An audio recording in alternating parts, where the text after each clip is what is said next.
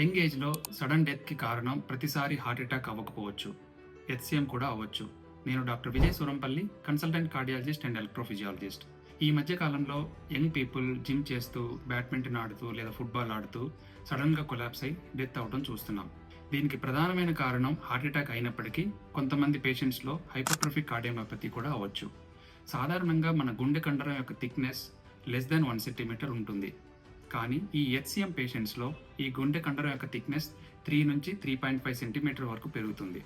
దానివల్ల గుండె యొక్క పనితీరు దెబ్బతిని ఎక్సర్సైజ్ చేసేటప్పుడు డేంజరస్ కార్డియాక్ అరిథిమియాస్ వచ్చి ప్రాణాలను కోల్పోయే అవకాశం ఉంటుంది. గుర్తుంచుకోవాల్సిన విషయం ఏంటంటే ఈ హైపర్ట్రోఫిక్ కార్డియోమయోపతిని ఈసీజీ మరియు ఎకోకార్డియోగ్రామ్ అనే స్క్రీనింగ్ టెస్ట్ ద్వారా ముందుగానే గుర్తించి ఐసీడీ అనే అధునాతన పేస్మేకర్ అమర్చడం ద్వారా కార్డియాక్ అరిథిమియాస్ని ప్రివెంట్ చేసి ప్రాణాలను కాపాడవచ్చు. మరి ఈ స్క్రీనింగ్ టెస్ట్లు ఎవరు చేయించుకోవాలి? ఫ్యామిలీ హిస్టరీలో ఎవరికైతే సడన్ కార్డియాక్ డెత్ ఉందో, లేదా తక్కువ శ్రమకే గుండె దడ లేదా ఛాతీ నొప్పి లేదా ఆయాసం వస్తున్నవారు, లేదా ఎక్సర్సైజ్ చేసేటప్పుడు సడన్గా అన్కాన్షియస్ అయినవారు. ఈ హైపర్ట్రోఫిక్ కార్డియోమయోపతిని ముందుగానే గుర్తిస్తే సాధారణ జీవితం పూర్తిగా సాధ్యం.